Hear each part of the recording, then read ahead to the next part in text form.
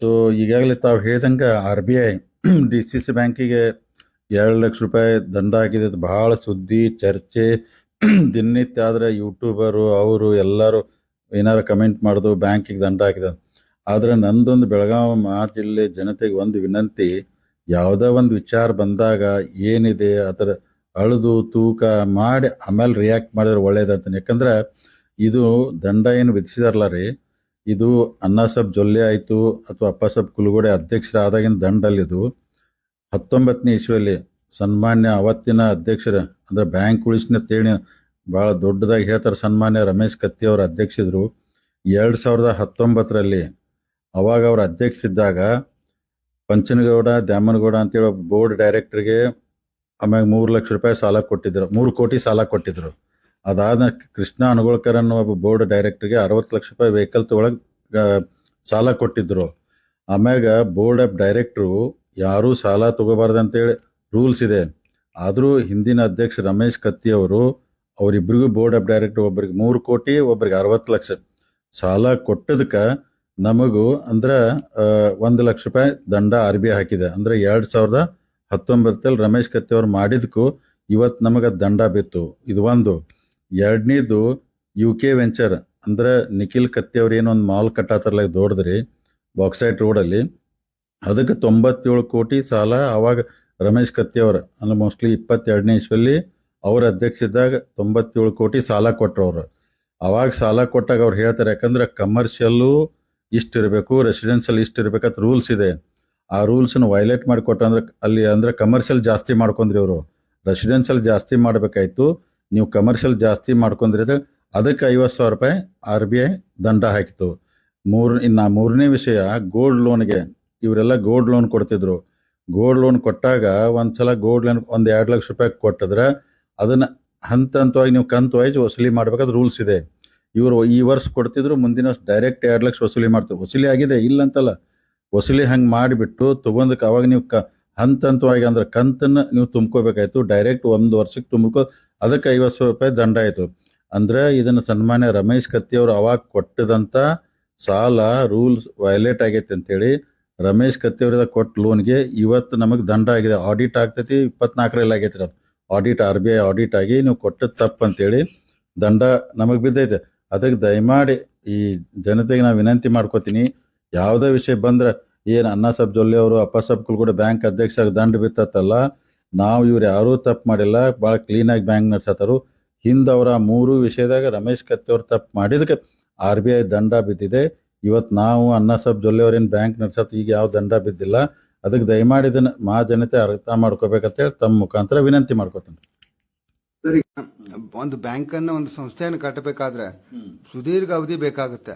ಅವ ಅಪಪ್ರಚಾರ ಮಾಡಿ ಹೆಸರು ಕೆಡಿಸಬೇಕಾದ್ರೆ ಒಂದು ಕ್ಷಣನೂ ಕೂಡ ಹತ್ತೋದಿಲ್ಲ. ಈಗ ನಿರಂತರವಾಗಿ ಬ್ಯಾಂಕಿನ ಮೇಲೆ ಆರೋಪಗಳು ಬರ್ತಾನೆ ಇದ್ದಾವೆ. ಇನ್ನೊಂದು ಏನಂತಂದ್ರೆ, ಈಗ ಸೋಷಿಯಲ್ ಮೀಡಿಯಾಗಳಲ್ಲಿ ಬೇರೆ ಬೇರೆ ಸುದ್ದಿ ಮಾಧ್ಯಮಗಳಲ್ಲಿ ಈ ಜೈಶೀಲ್ ಶೆಟ್ಟಿ ಅವರಿಗೇನು ದಾಖಲೆಗಳನ್ನು ತಗೊಂಡಿದ್ರಿ, ಅದು ಜೈಶೀಲ್ ಶೆಟ್ಟಿ ಅವರಿಗೆ ಸೇರಿದ ಜಾಗನೇ ಅಲ್ಲ, ಅದು ಪೊಲೀಸರ ಫೈರಿಂಗ್ ರೇಂಜ್ ಅನ್ನುವಂಥ ಆರೋಪಗಳು ಕೂಡ ಕೇಳಿ ಬರ್ತಾವೆ. ಅದ್ರ ಬಗ್ಗೆ ಏನು ಮಾಹಿತಿ ಹೇಳ್ತಾರೆ? ಇಲ್ಲ, ಈಗಾಗಲೇ ಈ ವಿಚಾರ ಬಹಳ ಸೋಷಿಯಲ್ ಮೀಡಿಯಾ ಎಲ್ಲದರಲ್ಲಿ ಚರ್ಚೆ ಆಗ್ತಾ ಇದೆ. ಅಂದ್ರೆ ಕೊಟ್ಟರು ಜಾಗ ಅವ್ರದ್ದಲ್ಲ ತಮಗೆ ಹೇಳ್ತೀನಿ. ಯಾಕಂದ್ರೆ ಜಯಶೀಲ್ ಶೆಟ್ಟಿ ಅವ್ರ ಜೊತೆ ನಾವು ವಿಷಯ ಎಲ್ಲ ಕ್ಲಿಯರ್ ಆಗಿ 1 to 1 ಕುಂತು ಮಾತಾಡಿದಾಗ ಅವ್ರು ಬ್ಯಾಂಕಿಗೆ ಪೇಪರ್ಸ್ ಕೊಟ್ಟಾಗ ಬ್ಯಾಂಕ್ ಲೀಗಲ್ ಟೀಮು ಬ್ಯಾಂಕು ಎಲ್ಲ ಸಾಧಕ ಪದಕ ನೋಡ್ಕೊಂಡಿರ್ತಾರೆ. ಇವರು ಅವ್ರ ಜಾಗ ಅಲ್ಲ, ಬೋಗಸ್ ಜಾಗ, ಯಾವುದೋ ಗೋಳಿಬಾರು ಅಗ್ರಿಕಲ್ಚರ್ ಲ್ಯಾಂಡ್ ಅಂತಾರೆ.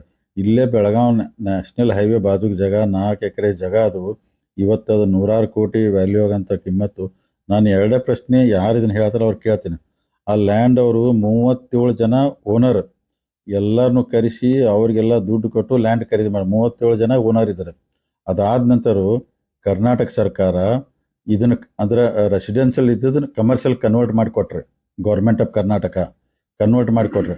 ಡಿ ಸಿ ಅವರು ಎನ್ ಎ ಮಾಡ್ರೆ, ಅಂದ್ರೆ ಸರ್ಕಾರ ಡಿ ಸಿ ಅವರು ಕಣ್ಣು ಮುಚ್ಚೆ ಮಾಡಿಕೊಡ್ತಾರೆ ರೀ. ಅಂದರೆ ಜಯಶೀಲ್ ಶೆಟ್ಟಿ ಅವರು ಇಲ್ಲ ಬೋಗಸು ಗೋಳಿಬಾರ, ಯಾವ ಗೋಳಿಬಾರ ಇಲ್ಲ, ಯಾವುದೂ ಇಲ್ಲ, ಸುಮ್ಮನೆ ಹೇಳ್ಕೊತ ಹೋಗ್ತಾರೆ. ಅದಕ್ಕೆ ಅದನ್ನು ಅಂದ್ರೆ ಗೌರ್ಮೆಂಟು ಡಿ ಸಿನೇ ತಪ್ಪಂದಂಗೆ ಆಯ್ತಲ್ಲ ಇವ್ರ ಪ್ರಕಾರ. ಹಂಗೆ ಇದ್ರೆ ಅದಕ್ಕೆ ಯಾರು ಲೋಕಾಯುಕ್ತ ಹಾಕ್ತಾರೆ ಹಾಕಲಿ, ಯಾರು ಸಿ ಬಿ ಐಗೆ ಹೋಗ್ತಾರೆ ಹೋಗಲಿ, ಎನ್ಕ್ವೈರಿ ಫೇಸ್ ಮಾಡೋಕೆ ಅವ್ರು ರೆಡಿ ಅದಾರ ರೀ. ಅದಕ್ಕೆ ಭಾಳ ಕ್ಲೀನಾಗಿ ಕರೆಕ್ಟಾಗಿ ಜಾಗ ಇದೆ. ಸೊ ಅಗದಿ ಕನ್ವರ್ಷನ್ ಆಗಿದೆ, ಭಾಳ ವ್ಯಾಲ್ಯೂ ಇದೆ.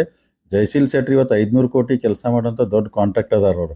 700 ಕೋಟಿ ಬಿಲ್ ಪೆಂಡಿಂಗ್ ಇದೆ ಗೌರ್ಮೆಂಟ್. ಅವ್ರು ಹೇಳಿದಾರೆ ಅವ್ರದ್ದು ಮಾರ್ಚ್ ಎಂಡಿಗೆ ಬಿಲ್ ಬಂದರೆ ₹1 ದುಡ್ಡು ಇಲ್ಲ. DCS ಬ್ಯಾಂಕ್ ಮೊದಲು ನಾ ದುಡ್ಡು ಕಟ್ಟಿಬಿಡ್ತಾನೆ. ಯಾಕಂದ್ರೆ ನಾನು ಯಾಕೆ ಹೆಸರು ಕೆಡಿಸ್ಕೋಬೇಕತ್ತಾರ ಅವ್ರು ಲೋನ್ ತೊಗೊಂಡು. ಇವತ್ತಿಗೆ ಜಯಶೀಲ್ ಶೆಟ್ಟಿ ಅವ್ರು ಲೋನ್ ತೊಗೊಂಡದು ಸುಮಾರು 11 ಕೋಟಿ ಬಡ್ಡಿ ಕಟ್ಟಿದ್ದಾರೆ ಬ್ಯಾಂಕಿಗೆ. ಅಂದ್ರೆ ಬ್ಯಾಂಕಿಗೆ ಲಾಭ ಆಗೈತಿಲ್ರಿ, 11 ಕೋಟಿ ಬಡ್ಡಿ ಬಂತಿಲ್ರಿ. ಅಂದ್ರೆ ಇವರೆಲ್ಲರೂ ಈ ಥರ ಹೆದರ್ಸ್ಬಿಟ್ಟಂದ್ರೆ ಸಾಲ ತೊಗೊಳೋರು ಓಡಿಸ್ಬಿಟ್ರೆ ಅಂದ್ರೆ ಬ್ಯಾಂಕ್ ಏನು ಲಾಕ್ ಮಾಡ್ಬೇಕೇನ್ರಿ? ಅದು ಅಗದಿ ಕ್ಲೀನ್ ಇದೆ. ಅವ್ರು ಬಂದ ತಕ್ಷಣ ದುಡ್ಡು ಕಟ್ಟಿಬಿಡ್ತು ಅಂತಾರೆ ಅವರು.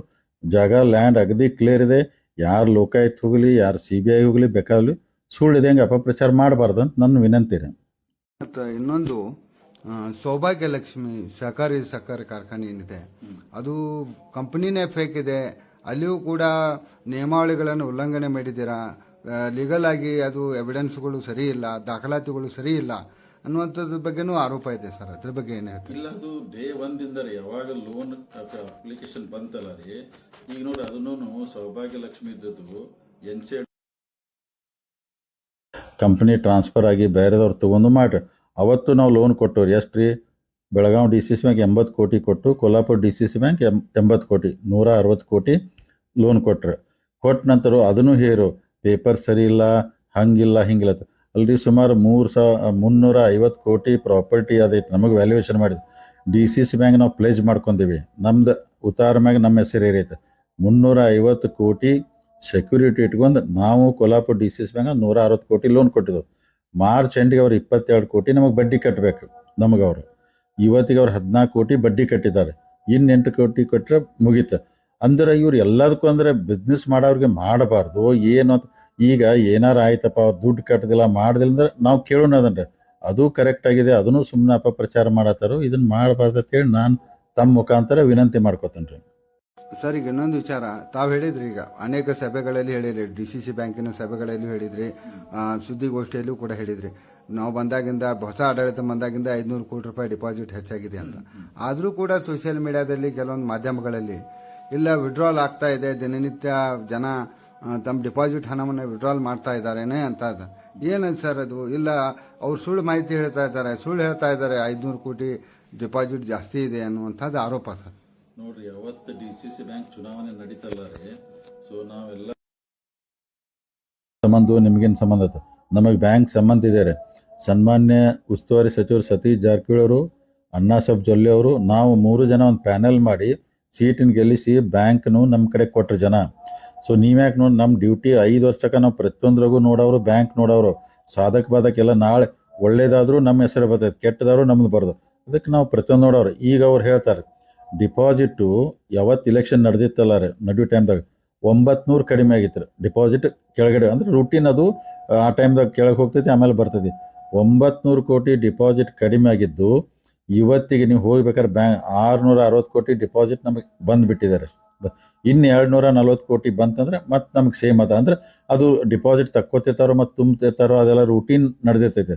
ಈಗ ನಮಗೆ 660 ಕೋಟಿ ಇವತ್ತು ನಮ್ಮದು ಹೆಚ್ಚು ಬಂದೈತೆ ರೀ ಡಿಪಾಸಿಟ್, ಈಗ ಬಂದೈತಿ. ಈಗ ಆಮೇಲೆ ಇನ್ನೂ ಮಾರ್ಚ್ ಎಂಡ್ ತನಕ ಅದು 1000 ಕೋಟಿಗೆ ರೀಚ್ ಆಗ್ತೈತೆ ಅಂತೇಳಿ ನನಗೈತೆ ರೀ. ಬ್ಯಾಂಕ್ ಸದೃಢವಾಗಿದೆ, ಗಟ್ಟಿಯಾಗಿದೆ. ಸುಮ್ಮನೆ ಇವ್ರೇನೋ ಒಂದ ನಿಮ್ಗೆ ಹೇಳ್ಬೇಕಂದ್ರೆ ರೀ ಏನಾಗಿದೆ ರೀ, ಬ್ಯಾಂಕು ಜಾರಕಿಹೊಳಿ ಅವರು ಅಣ್ಣಾಸಾಹೇಬ್ ಜೊಲ್ಲೆ ಕಡೆ ಬಂದ ನಂತರ ಕೆಲವು ಮಂದಿಗೆ ತಡ್ಕೊಳಕ್ಕಾಗೋದ್ರಿ. ಅಂದ್ರೆ ಬ್ಯಾಂಕು ಅವ್ರದ್ದು ಆಸ್ತಿ ಇದ್ದಂಗೂ ಮಾಡ್ಕೊಂಡಿದ್ರು ಯಾರು 20 ವರ್ಷ 30 ವರ್ಷ. ಈಗ ಜಾರಕಿಹೊಳಿ ಅವರು ಅಣ್ಣಾಸಾಹೇಬ್ ಜೊಲ್ಲೆ ಕಡೆ ಬ್ಯಾಂಕ್ ಬಂದೈತೆ ಅಂದ್ಕೂಲೆ ತಡ್ಕೊಳಕ್ಕಾಗ್ತಿಲ್ಲ, ಅವ್ರಿಗೆ ನೋಡೋಕ್ಕಾಗ್ತಿಲ್ಲ. ಯಾರ್ದೋ ಮುಖಾಂತರ ಅಪಪ್ರಚಾರ ಮಾಡ್ತಾರೋ.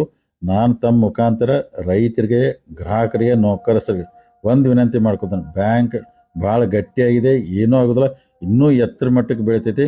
ಮುರುಗೋಡು ಮಾಂತ ಜನ ಆಶೀರ್ವಾದ ಐತಿ, ಯಾವ ನಿಂತು ಒದರೂ ಏನಾಗೋದಿಲ್ಲ. ಒಳ್ಳೆತನ ಹೇಳಿದ್ರೆ ನಮ್ಮ ಮ್ಯಾಗ ವಿಶ್ವಾಸ ಇಟ್ರಿ. ಈ ಅಪಪ್ರಚಾರಕ್ಕೆ ನೀವು ಕಿವಿ ಕೊಡಬೇಡ್ರಿ. ಮತ್ತು ಏನೇ ಇದ್ರೆ ಅದನ್ನೆಲ್ಲ ನೀವು ಚೆಕ್ ಮಾಡಿ ಆಮ್ಯಾಗ ರಿಯಾಕ್ಟ್ ಮಾಡ್ರಿ ನಂದು ವಿನಂತಿ ರೀ. ಸರಿಗೆ ಇನ್ನೊಂದು, ತಾವು ಇಲೆಕ್ಷನ್ದಾಗ ಹೇಳಿದ್ರಿ ಇಲ್ಲ ನಾವು ಲಿಂಗಾಯತರನ್ನೇ ಅಧ್ಯಕ್ಷರನ್ನಾಗಿ ಮಾಡ್ತೀವಿ, ಅಧ್ಯಕ್ಷರನ್ನು ಲಿಂಗಾಯತರನ್ನೇ ಮಾಡಿದ್ರಿ, ಉಪಾಧ್ಯಕ್ಷರನ್ನು ಲಿಂಗಾಯತರನ್ನೇ ಮಾಡಿದ್ರಿ. ಅಣ್ಣಾ ಸಾಹೇಬ್ ಜೊಲ್ಲೆ ಓಕೆ, ಲಿಂಗಾಯತರು ಓಕೆ, ಮಧ್ಯದಲ್ಲಿ ಬಾಲಚಂದ್ರ ಜಾರಕಿಹೊಳಿ ಯಾಕೆ ಅನ್ನೋದು ನಿಮ್ಮ ರಾಜಕೀಯ ವಿರೋಧಿಗಳದ್ದು ಪ್ರಶ್ನೆ ಸರ್. ಇದು ಅಲ್ಲ, ಖಂಡಿತ ನಾ ಹೇಳಿದೆ. ಈಗ ನಾವೊಂದು ಗುಂಪು ಮಾಡಿ ಬ್ಯಾಂಕ್ನು ಗೆಲ್ಲಿಸಿ ಎಲ್ಲ ಆಡಳಿತ ಮಾಡಿ ನಡ್ಸಾಕೋದ್ರಿ. ಈಗ ಅದ್ರ ಜವಾಬ್ದಾರಿ ನಮ್ಮ ಮ್ಯಾಗೂ ಇರ್ತೈತಿ, ಅಣ್ಣಾಸಾಹೇಬ್ ಜೊಲ್ಲೆ ಅವ್ರ ಮ್ಯಾಗ ಇರ್ತೈತಿ, ಸತೀಶ್ ಅವ್ರ ಮ್ಯಾಗ ಇರ್ತೈತಿ.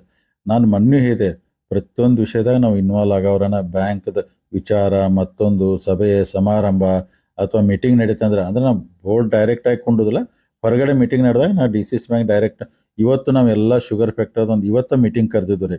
ಎಲ್ಲರೂ ಡೈರೆಕ್ಟ್ ಇದ್ವಿ, ಅಧ್ಯಕ್ಷರಿದ್ರು, ನಾವು ಎಲ್ಲ ಮಾರ್ಚ್ ಎಂಡಿಗೆ ಎಷ್ಟು ದುಡ್ಡು ಬರ್ಬೇಕು, ಅಸಲು ಎಷ್ಟು ಬಡ್ಡಿ ಬರ್ಬೇಕು ಮೀಟಿಂಗ್ ಆಯ್ತು ಪ್ರತಿಯೊಂದು. ಮತ್ತೀಗ ನಮ್ಮ ರಾಜಕೀಯ ವಿರೋಧಿಗಳು ರೀ ಮತ್ತು ಅವ್ರ ಅಪಪ್ರಚಾರ ಮಾಡವ್ರ, ಅವ್ರು ಇನ್ನೂ 1000 ಸಲ ಹೇರು ನಾ ಬ್ಯಾಂಕ್ನಾಗ ದಿನನಿತ್ಯ ಕೆಲಸ ಮಾಡವ, ಸಾಧಕ ಬಾಧಕ ನೋಡವ, ಅದ್ರ ಬಗ್ಗೆ ತಲೆ ಕೆಡ್ಸ್ಕೊಲ್ಲ. ಬ್ಯಾಂಕ್ ಗಟ್ಟಿಯಾಗಿದೆ, ಇನ್ನೂ 5 ವರ್ಷ ಭಾಳ ಎತ್ತರ ಮಟ್ಟಕ್ಕೆ ಬೆಳಿತೈತಿ. ಅದಕ್ಕೆ ನಾ ಹೇಳ್ತೇನಲ್ಲ ರೀ, ಯಾವುದೇ ಒಂದು ಸುದ್ದಿ ಬಂತಂದ್ರೆ ದಯಮಾಡಿ ಅದನ್ನು ನಂಬಬೇಡ್ರಿ, ಅದ್ರ ಬಗ್ಗೆ ಆಲೋಚನೆ ಮಾಡಿ ಯೋಚನೆ ಮಾಡಿ ಆಮ್ಯಾಗ ರಿಯಾಕ್ಟ್ ಮಾಡ್ರೆ ಒಳ್ಳೆಯದು. ಈಗ ನೋಡ್ರಿ, ಯಾಕಂದ್ರೆ ದಂಡ ರಮೇಶ್ ಕತ್ತಿ ಮಾಡಿದ ತಪ್ಪಿಗೆ ದಂಡ ಬಿದ್ದಿದೆ. ಈಗ ನಮ್ಮ ಅಂದ್ರೆ ಅಣ್ಣಾ ಸಾಹೇಬ್ ಜೊಲ್ಲೆ ಅವರು ನಮ್ಮ ಮೇಲೆ ಹೇಳಿದ್ರೆ ಏನಾಗುತ್ತೆ, ಅದಕ್ಕೆ ಈ ಅಪಪ್ರಚಾರಗಳು ನಿಲ್ಲಿಸಬೇಕು. ಬ್ಯಾಂಕ್ ಸದೃಢವಾಗಿದೆ, ಭಾಳ ಇನ್ನೂ ಉನ್ನತ ಮಟ್ಟಕ್ಕೆ ನಡೀತಿದೆ, ಭಾಳ ಗಟ್ಟಿಯಾಗಿ ನಡೆಸ್ತು ನಾವು ರೀ.